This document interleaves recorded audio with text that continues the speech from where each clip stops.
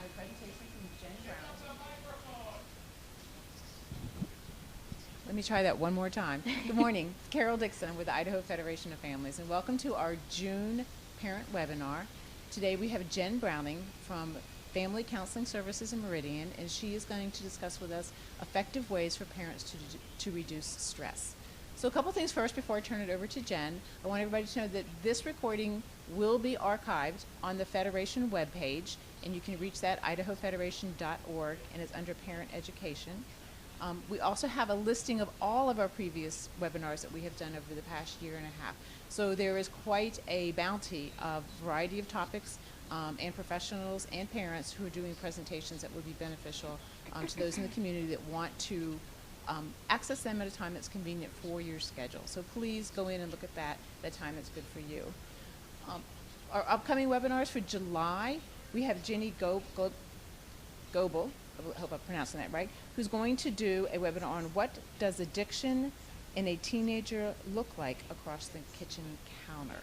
So join us for that one on July 7th. And then in August, our youth facilitator, Susie Delier, is working with a group of her kids from the Youth Move program, and they're going to present kind of a panel discussion on how to communicate effectively with your teen. So for today's presentation, we will have questions answered by Jen. So if you will please send them, there is an email link, questions@idahofederation.org. If you can send those to us, Jen will be answering those in the end. She also has some activities for folks to participate in that she's going to be wanting feedback on. So please participate in those as she goes along, and also she'll be discussing those at the end. So again, thank you for joining us, and I'm going to turn it over to Jen. Hi, my name is Jen Browning. Like Carol said, I'm from Family Counseling Services, here to talk to you about effective ways to manage stress as a parent. Introduction is I have a set of slides for you to follow along with me as we go through this presentation. Tells a little bit about me, tells a little bit about the slides, tells a little bit about the presentation. So first off, just to set the ground for this presentation, I am the owner of Family Counseling Services. We work in partnership with the Idaho Federation of Families on certain projects throughout the state. I think I was told to say next slide when the slides need to be shown. So I'm going to say next slide, and we'll see if this works right. So I am the mother of 2 kiddos, and go ahead and fast forward it 2 slides. So I'm the mother of 2 kiddos. Noah, my son, is now 5. Avery, my daughter, is 9, which is pretty hard to imagine. Go ahead and do next slide after that one.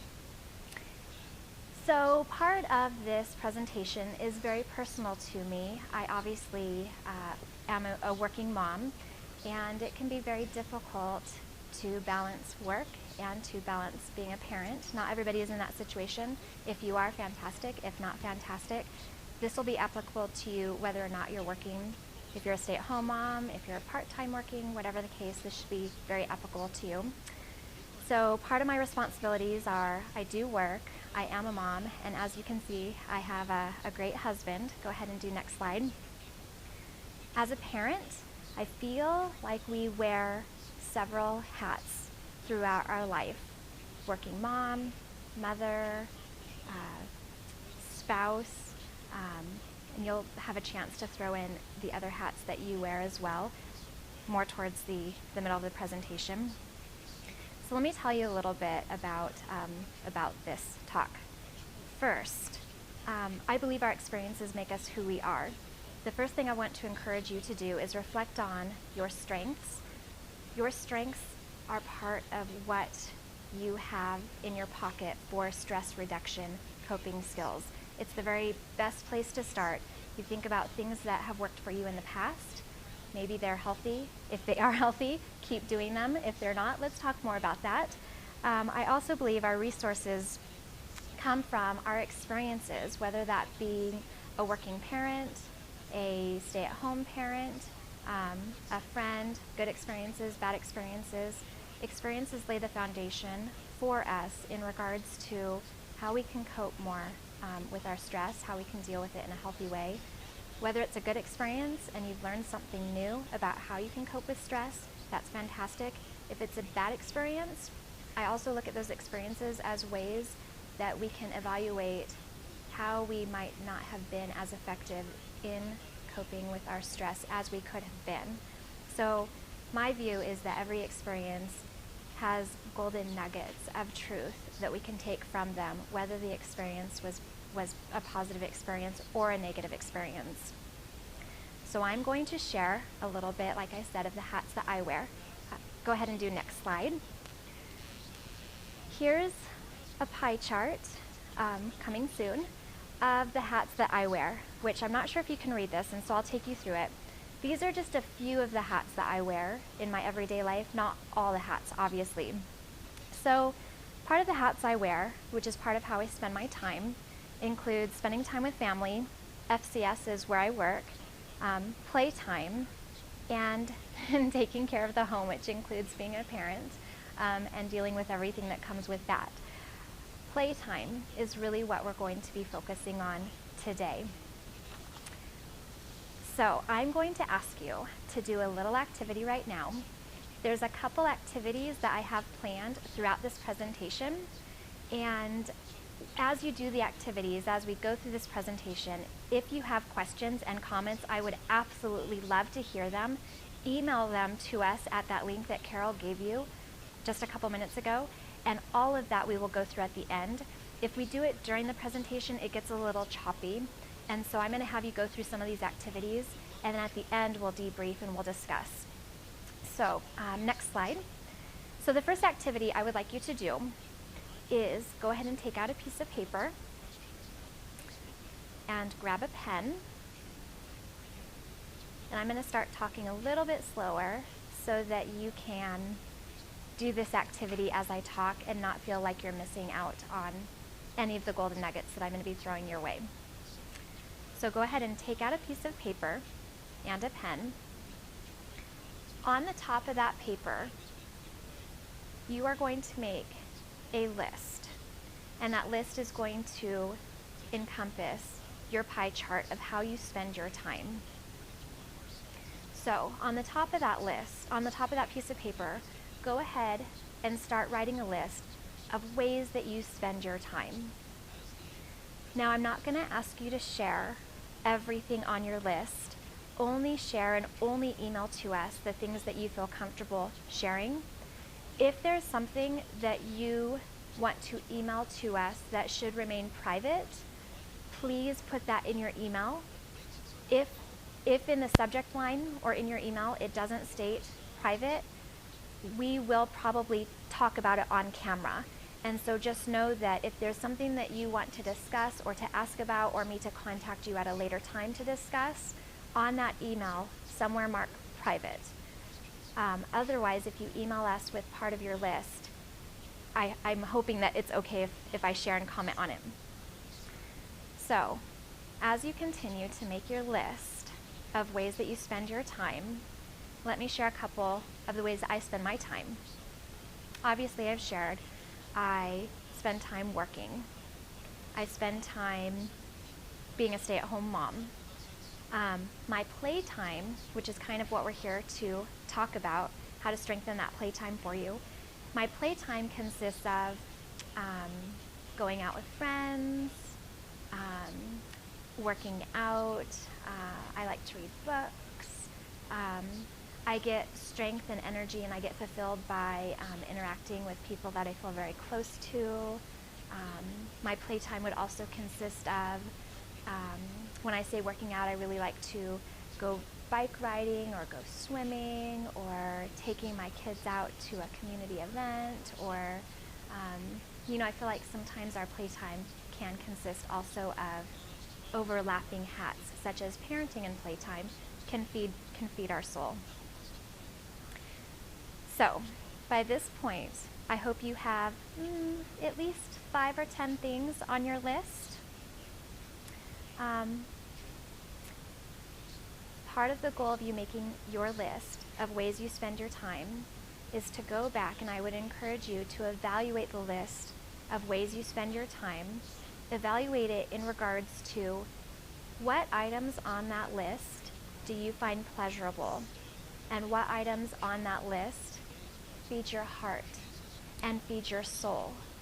Those are the items I'm going to encourage you to strengthen, to use as very good, healthy coping skills in order to manage the stress of being a parent in your daily life. Now, I'm also going to tell you some things that are a little bit embarrassing about myself, and feel free to email us some embarrassing things about yourself if you don't mind us sharing. Otherwise, again, put the word private on it. When I look back over my life and I think about things that fed my soul, here's an embarrassing thing. One of the things that I really like to do, but you will probably never hear me do, is I really like to sing, but I only sing in my car. And when I was a little girl, I used to dream of being a singer, but I'm not a very good singer. But that would be on my list because I feel like it feeds my soul. So if I get stressed out, I know that driving in my car and singing and taking a short drive is a good stress reliever for me. So not only think about the way that you spend your time, but also think about, what did you used to dream about when you were little, about becoming? What fed your soul when you were little? Those things might still feed your soul today. Maybe just have them be a little bit more modified. So, going back to your piece of paper. On the back of your paper, I want you to flip that paper over.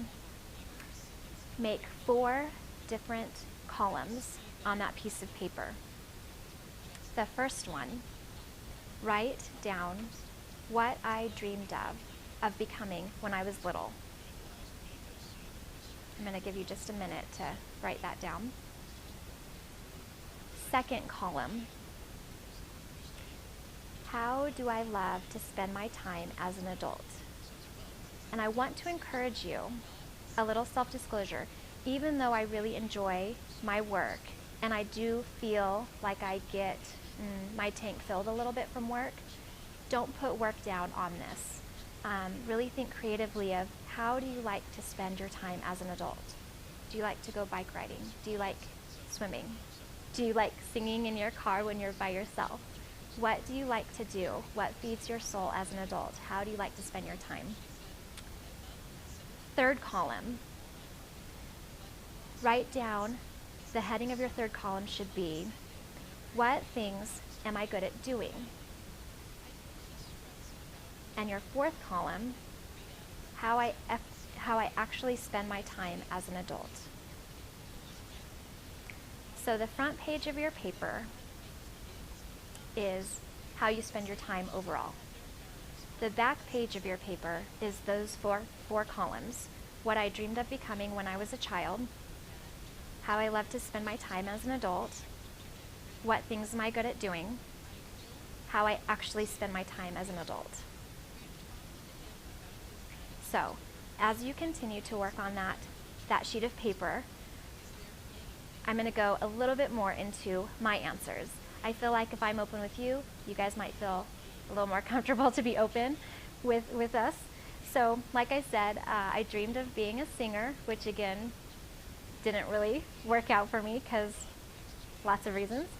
I love to spend my time interacting with others. My soul gets fed when I'm around others. And here's an example of how I balance that. I do know that I can't be around others 100% of the time, that I do need some alone time, but my soul truly gets refreshed when I'm around people I love, when I'm around people who I know love me. That support is there. I really, truly love being around that group, my support group, so to speak.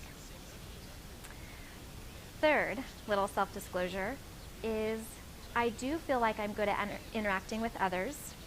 I feel like I'm good at creativity. I feel like I'm good at teaching, organization, and hopefully some leadership, since I'm sitting in front of you guys today. And I'm actually kind of going through these slides. I'm not sure where we are with slides, but probably we're about 2 more slides in from the last place we were. So the fourth piece of my paper, something that feeds my soul, is I spend time learning new ways to include creativity into my business, into my parenting, into my life, because that's how I incorporate my passion into what I do. Perfect. So the whole point of doing this whole piece of paper and evaluating where you spend your time and where your passion lies is this question that you see on your screen, the big question. How can you integrate what you love into what you do every week as a parent? And I would even take that a step further and say, how can you integrate what you love into what you do every day as a parent? You guys know the cliche saying of, when you're stressed out, your kids are going to know you're stressed out. And so sometimes it's better to take 5 or 10 minutes to replenish your own heart, to replenish your own soul, before you go and interact with your kids. And before you go and interact with your kids when they're fighting, when they're pulling each other's hair, when they're not getting along, when they spilled milk all over the counter, etc., whatever the case is for you. So, how can you integrate what you love into what you do every single day as a parent to make sure that your soul is getting replenished, that your soul maybe isn't feeling full, but definitely isn't feeling empty? So as you look at your paper, maybe circle a couple things that you feel like truly feed your soul, that you can take a minute to do when you're feeling stressed, that you can take a minute to do when you're feeling stressed as a parent. Circle a couple things. I like to think that in each of us, we all have this big bag of coping skills. Whether we know it or not, we all have this bag of coping skills that we already have within our heart, that we already have within our reach. And it includes the things that are on your paper. It includes those things that you probably are already doing and you didn't even realize it was a coping skill. You didn't even realize it was a way for you to manage stress, but you already have those things in your pocket to reach into. I will do another little embarrassing self-disclosure. Even as a counselor, so I have my LCPC in Idaho, even as a counselor, my kids stump me sometimes with how I need to deal with situations. And sometimes the best resource I have, and you're going to laugh as you watch this on your computer, but the best resource I have sometimes where I go to find creative ideas in regards to how to deal with these situations is actually Pinterest. And so it has millions of ideas. And if you are struggling with potty training, if you are struggling with defiant behavior, if you are struggling with your kids, with them acting out, when I feel like I am out of ideas, Pinterest is actually where I go to, because it has such quick ideas that I can implement right then and there. Now, let me also say, if you are struggling with extreme defiant behavior, if you are struggling with, behavior from your kiddos that you have tried everything, it's probably time to bring in another person to consult with. And so Pinterest can't solve everything. There definitely needs to be a balance between our creative ways to manage our own stress, our creative ways to help our kids manage their stress, and the recognition for times when you actually do need to bring in some professionals to help you through that. So hopefully by this point you've had enough time to evaluate some of the ways that you spend your time, to evaluate some of the positive ways that you can reach into your big bag of coping skills and find ways to kind of decompress a little bit or to feed your soul. And also on that note, let me say, introvert versus extrovert, in regards to how to feed our soul. Some people think they're an extrovert because they like to be around people. Some people think they're an introvert because they like to be alone. Let me clear this up, and this will lay the foundation for more of our talk as we go throughout this hour. Introverts are actually people who their soul gets fed from being alone. It doesn't mean they don't like to be around people, but where they get refreshed, where they get replenished, is being alone. So, for those of you parents or providers out there, think about, it's awesome if you like to be around people, but at the end of the day, do you need to take 5 or 10 minutes when you get home to just sit and be with yourself, and does that replenish you? For extroverts, these are the people that really get replenished by being around people. It's how their soul gets fed. Ultimately, I actually think I'm an introvert, even though I absolutely love to be around people. After a long time of being around people, I have to have some time where I can just sit down and read a book, or just sit and think, or just have some time alone, and that replenishes my soul and really gets me strong again. And so as we go through this seminar about how to manage stress in your daily life, it's important for you to know how your soul gets replenished in regards to people versus alone, because if you think you're an extrovert, but you're getting drained at the end of the day because you're always with people, you might just be an introvert that actually enjoys being with people. But what that means for you is you need some time. You need maybe 10 minutes, maybe half an hour of reading a book, of watching a show, of, taking a bath, of fill in the blank for you.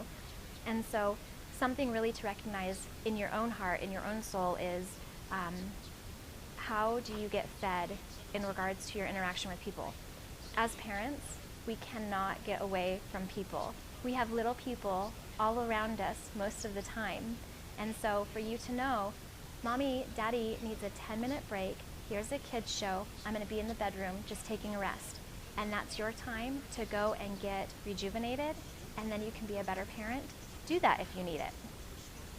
So again, the big question, how can you integrate what you love into what you do every day?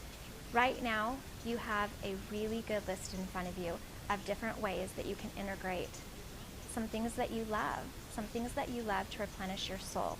Use those, and I'm going to show you a couple more as we continue to spend time together. Go ahead and go to the next slide. So on the next slide, there's a link to a video that if you're watching this in the future, you can cut that link and paste it into your browser. And there's a really good YouTube video on how we think about stress in our daily life. So for those of you that are watching it live right now, I'm going to give you a little synopsis of what the video is about.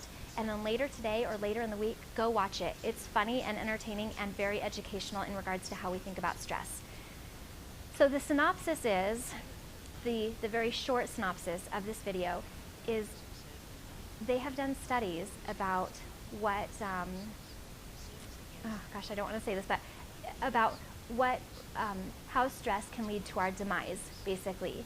And what they have found is stress actually does not lead to our demise. The way we think about stress can lead to our demise, like high blood pressure, heart attacks, depression, etc., etc., etc. So for me, this was very eye-opening. As you'll see in the video, which is only about 15 minutes long, what this psychologist says, what they found, is that if you believe the stress in your life is causing you damage, it will cause you damage. If you believe the stress in your life is not causing you damage, it doesn't cause you damage. So it's not the stress that actually causes the damage. It's not the stress that causes the high blood pressure. It's not the stress that causes heart attacks. It's the belief that stress causes that actually causes that. In their studies that they've done about this, that was the differential that they found, is that people that believed stress was going to kill them had really bad reactions to stress. People that believed that stress was a motivating factor got motivated. So in this, as we talk about managing stress as a parent, I want you to really consider that as part of your outlook in regards to your parenting, part of your outlook in regards to everything, how you work, how you look at life. Let's see if we can change your belief a little bit, reduce the blood pressure a little bit, and think about this.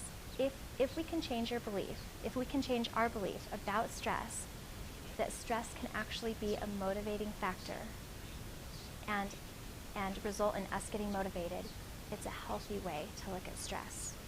If you believe stress is going to be a detriment to you, it will be a detriment to you. And again, not just in parenting, but as you work, as you are a friend, as you are wearing all those different hats that you wear, if you can believe that the stress that you're feeling is motivating and helping you to succeed in life, that's what's going to happen. So I really like this video. Anytime I talk about stress, I include this video because I really feel like a lot of this is our perception of stress. It's almost like with anything, if we believe an outcome is going to happen, it's more likely to happen. So if we believe the outcome is going to be bad, it's probably not going to be as good as it could be. If we believe the outcome is going to be good, it's probably going to be better than we thought. So again, keep sending in your questions.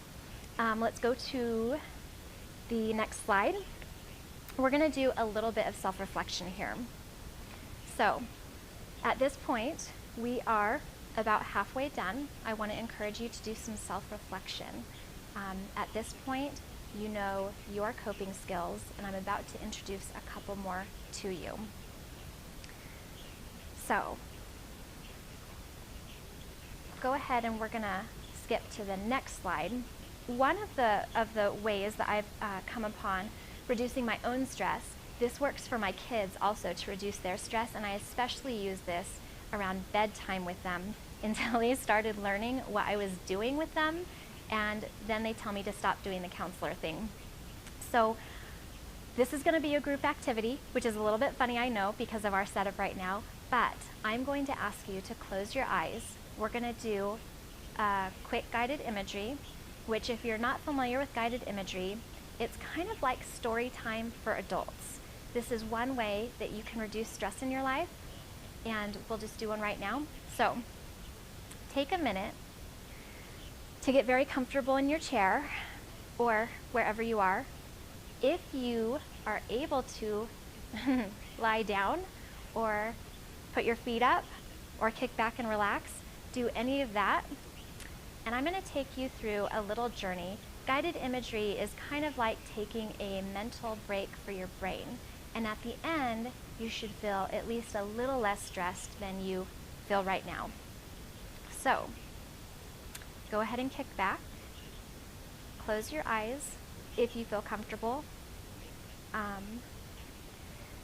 And let's begin.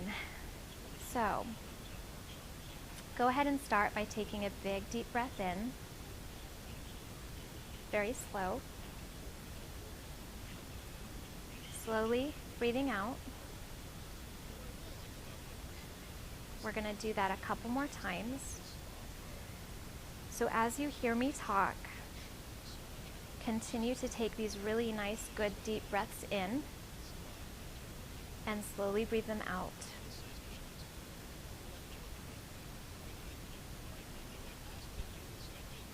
Feel yourself being very grounded in whatever you're sitting in or lying down on. Feel the chair or the ground supporting you in every way. Feel your back connected to the back of the chair. Trust that it's supporting you. Feel your legs and your hips sinking deeper and deeper. Fully relaxing your muscles. Fully trusting that wherever you're sitting or laying is there to support you right now.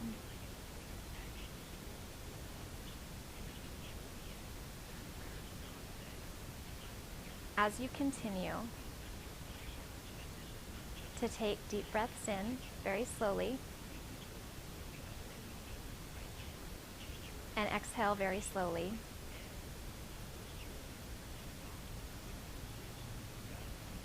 imagine that there is a bright light coming from above And this light for you is the color that would represent healing.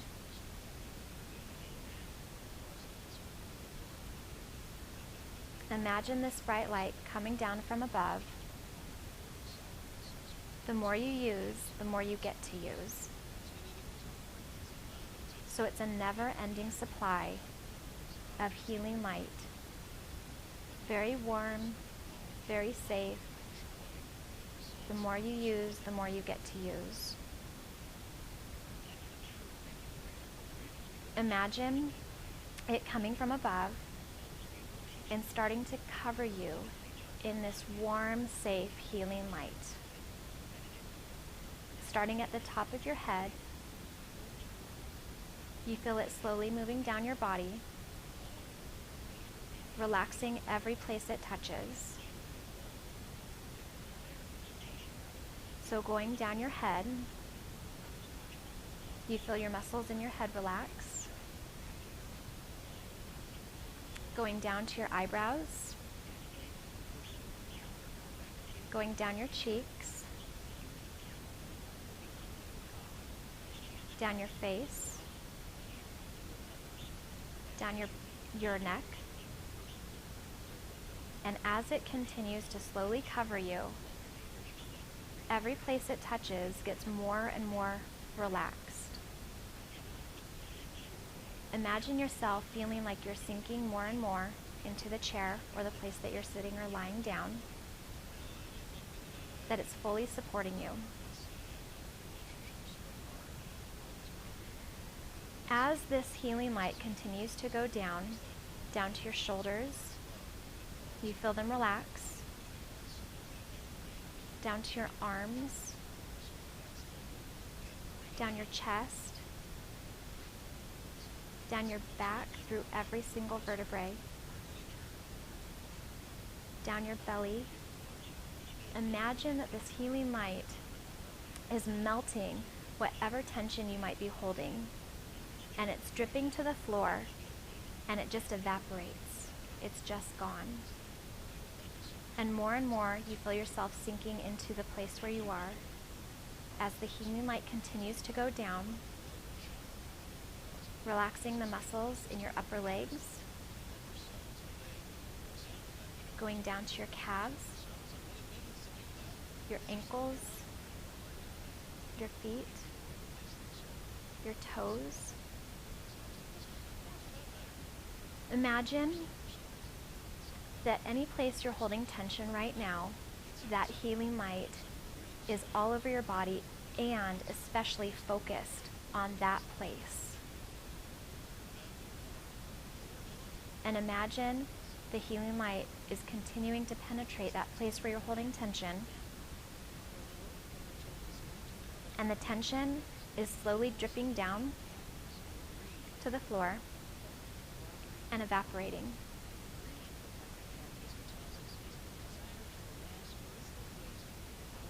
Imagine that you're feeling very safe, warm, accepted, loved, cared for. And in this state, I want to take you on a little journey. Continue, if you feel comfortable, to keep your eyes closed. Be in this very relaxed state. Next, imagine that you're either walking in a forest or on the beach, and you're looking around you, observing everything around you. You're feeling very safe, warm, relaxed. You can hear the sounds of the environment you're in. You're feeling encouraged, loved, accepted. You continue walking and noticing things around you. And you're just observing everything around you. You might be on a path. You might be in the sand. You look up to the sky and see what's up there. You look to your left and to your right. In the distance, you start to hear some water. You decide to walk closer and closer to the water. You come upon it, and you decide you want to spend some time there. So you spend some time at this water, taking deep breaths slowly in and slowly out, feeling very relaxed, feeling very accepted. You're spending time at this water, and after a while you decide to move on. Continuing on your journey, observing things around you. You can hear different things in the environment you're in, and you're just noticing. You can smell the smell of the fresh air. You can see different things. Feeling very accepted, very safe.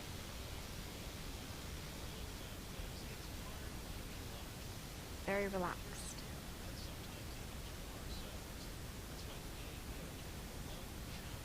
At this time, I'm going to ask you to take 3 more deep breaths, very slowly in, very slowly out.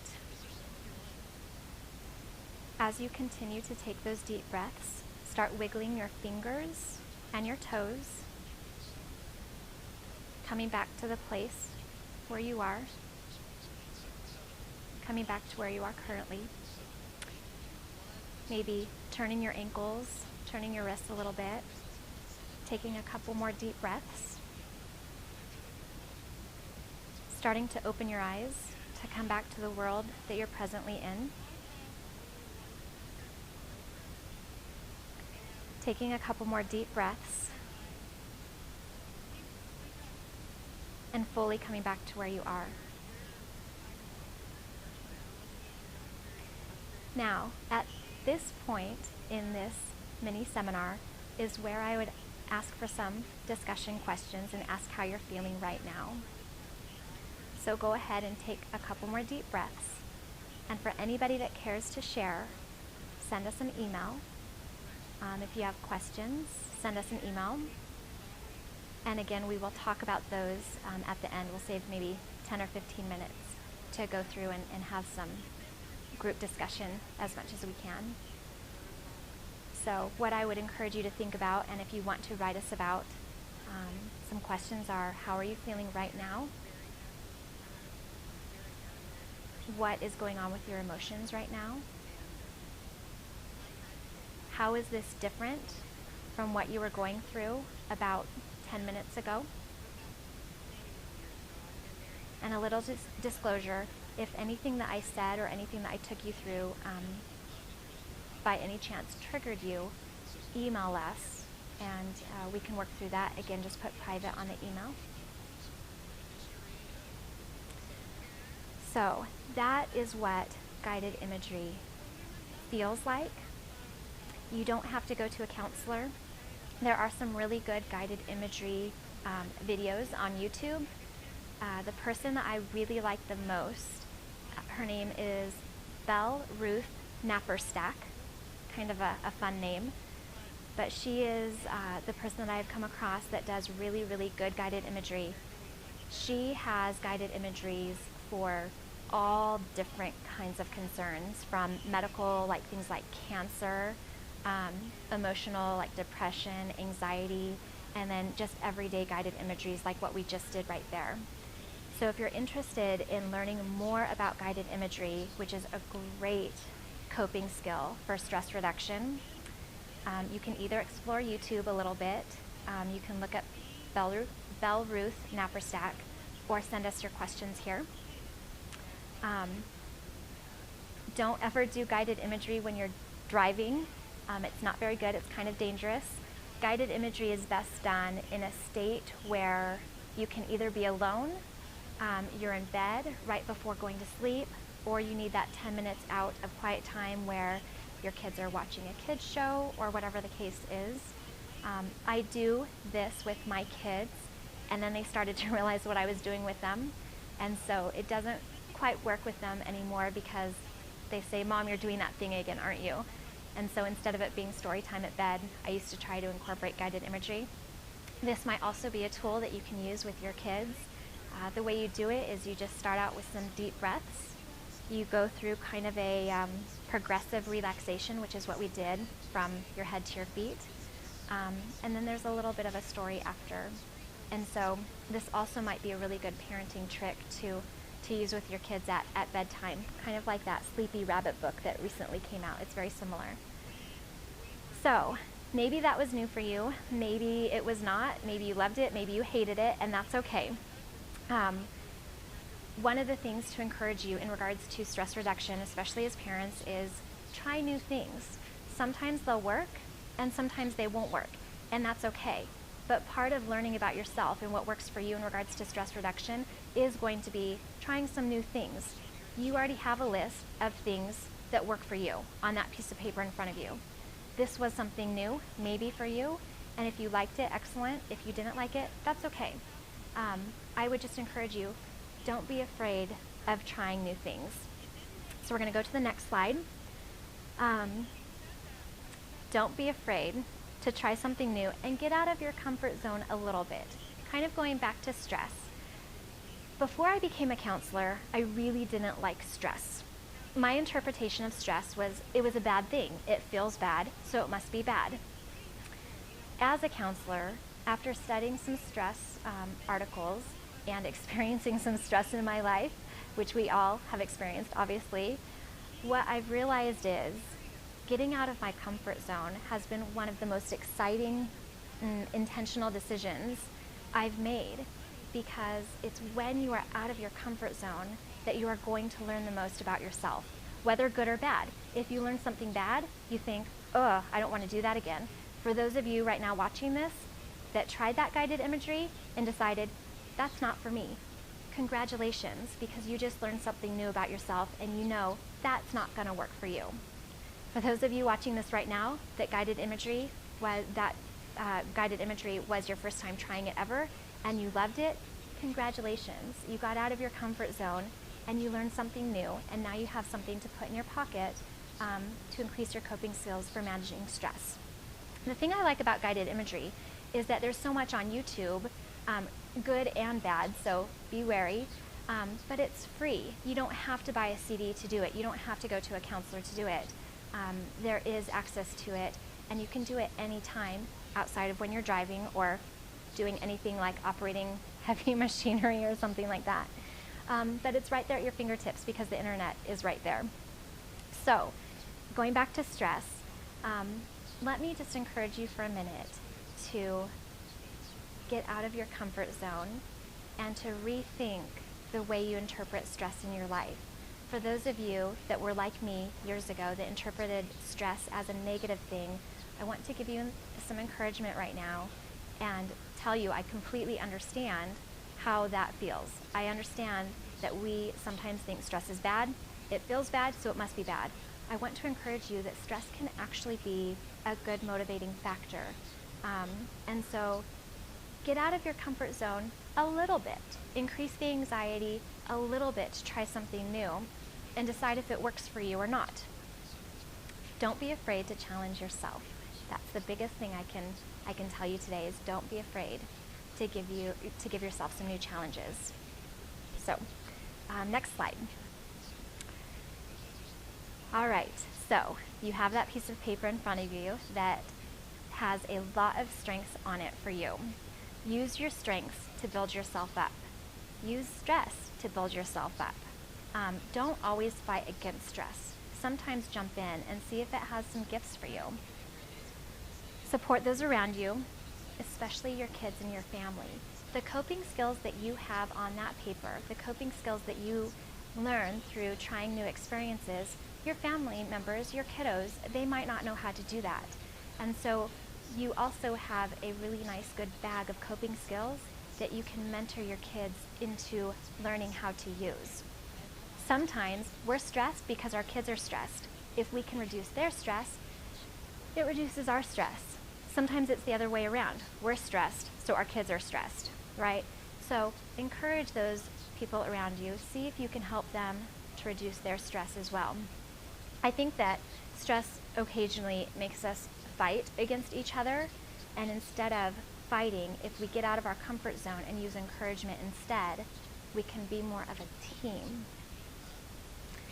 All right, so stress relief first starts not with reducing stressors that are in your life, but rather with the perception that you have of the world you live in every day. So how we interpret the world we live in every day can help us reduce our stress. I would say that that is another coping skill for me to tell you about, is going back to what I was talking about a couple minutes ago. Think about how you interpret the events of your life. How are you going to interpret the events that happen to you today? How are you going to interpret the way your kids treat you on a daily basis? How you interpret those events, your perception of those events, can either increase your stress or decrease it. Sometimes I know we're just like, this is just a bad day, and I want it to be over. And that perception can make the day even worse. But what would it be like if we said, this is a crazy bad day, and I'm going to face this head on because I know I can. I can meet this level of stress. It might change the outcome of the day. Not to say that some events just truly are terrible, and that's the time to reach out for support. Okay, the secret, next slide, is learning how to incorporate the things you love into the things you do every day. So as you walk away from the seminar, that piece of paper in front of you, you have a great set of things that you love to do every day. That's your starting point. Look at the things that you do every day, and then expand on that. Get out of your comfort zone. Do some guided imagery. Think about ways that other people manage their stress that maybe you haven't tried yet. Think about how you can incorporate those old and new ways of coping into the way you parent, into the way you approach self-care. If you don't know what I mean by self-care, this is the time that we choose to spend on ourselves to help feed our soul. So like I said at the beginning, I sing in my car. I do that on the way to work. I do that typically when I'm alone. I read books. I watch movies. I spend time with friends, and I spend time with family. Those are ways that feed my soul. I also spend time with just myself. It's hard for me sometimes to be with a big group of people when I haven't encouraged myself alone. And so that's important. Self-care is the way we get fed. I'm going to try to wrap this up to give some time for question and answers, but let me leave you with a couple quotes. Go ahead and do next slide. Pressure and stress is the common cold of the psyche. That was by Andrew Denton. The time to relax is when you don't have time for it. I'm not sure who that one was by. And then some of you might laugh at this one, but this quote was from Bill Clinton. Sometimes when people are under stress, they hate to think. And it's the time when they need most to think. Lastly, do what you love what you do, leave the world a better place, and don't pick your nose. That one I felt was pretty appropriate for this seminar since it was about parenting. We have all been there if you're a parent. So, next slide. Take home for this seminar is this. You now hold a very important piece of information about stress in your hands. That is the most important piece. The strength that you have within, build on that. And don't be afraid to get out of your comfort zone and try some new things. Change your belief and save your life. The big question, what can you go home and do this week to create more integration between the things you love and how you spend your time? That is the biggest question of reflection that I would encourage you to think about this week. In addition to go watch that video because it's going to be very informative. So with that, We will go through your emails and questions and comments. We're going to take just a minute to look and see if things have been sent. Give us just 1 minute.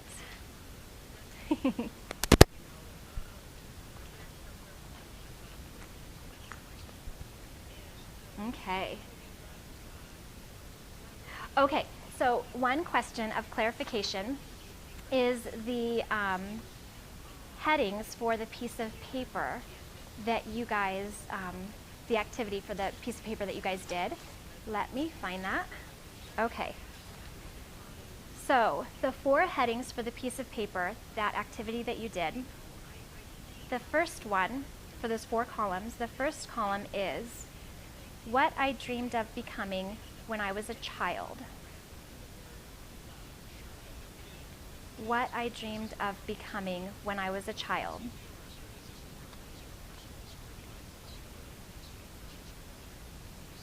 The second column is how I love to spend my time as an adult. How I love to spend my time as an adult. The third column, what things am I good at doing?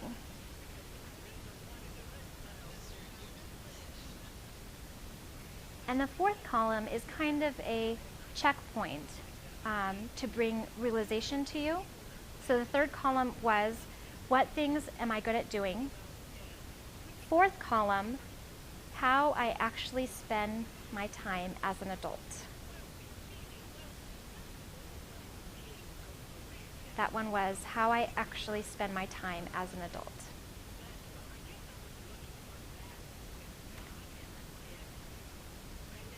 Okay. If there's any other questions or comments, send them our way. And I don't know how to refresh this. Oh, great. Whoops. Okay. Okay. So there's 2 questions. First one, what ideas do you have for sharing with teens ways to de-stress? This is a very good question. I'm going to answer it generally, and then if there's a more specific question, email me again.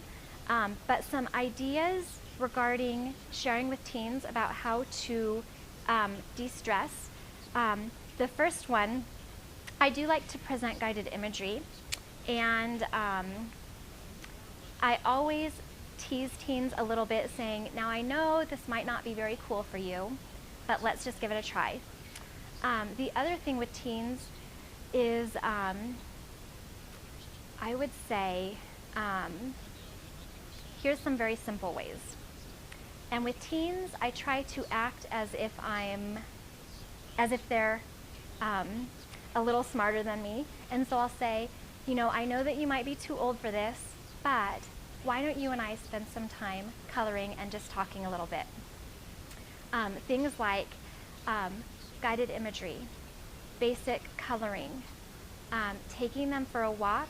The crazy thing, what I've found is when I take clients for a walk, they will sometimes open up to me more than when they're actually in session with me. Same thing happens with my 9-year-old daughter. When I go for a walk with her, she seems to open up more to me on the walk than when I really want to have a conversation with her. And so coloring, guided imagery, going for walks, these are kind of like the general answers. I would say deep breathing, reading a book with them, you sitting side by side with them, reading a book. If they're very stressed, sometimes the simplest thing like getting them some water and a snack can be really good. There's actually quite a lot of ways to help teach teens about reduction of stress. And that's the quick answer. That's the quick answer that I can give you. Okay, quick ways to deal with stress in a crisis is the other question that I'm going to try and answer real quick with our last couple of minutes. Crisis is very different than just normal anxiety. What I tell people in crisis is find what feels good for you and do that as long as it's not unhealthy. Crisis is very different because people are comforted in very different ways in crisis than they're comforted in their everyday life. And so the general quick answer for crisis is what feels good for you right now, and do that. If you want to go eat an ice cream sundae, if you want to go for a bike ride, what feels good for you right now, and go do that. So I think with that, we are going to wrap up. And if you have more specific questions, I will answer them more specifically through email. So email us, and I can get even deeper into those questions if you want me to. So with that, I think we're going to wrap up. And here is Carol to close us out. Jen, thank you very much. That was, as a parent, there's a lot I just take home. My kids are in their 20s and one is 17, and I'm like, oh yeah, I can still use that one. Oh yeah, I forgot about that one. Love the guided imagery, because I participated in that as we were going along and found it really beneficial. So again, thank you for joining us this morning. We look forward to having you all join us on July 7th for our next one. Please feel free to contact Jen. She is a resource to us both locally if you want to see her in person, or across the state. She will definitely answer your questions via email or a possible telephone call. So thank you very much, and hope you all have a great day. Bye.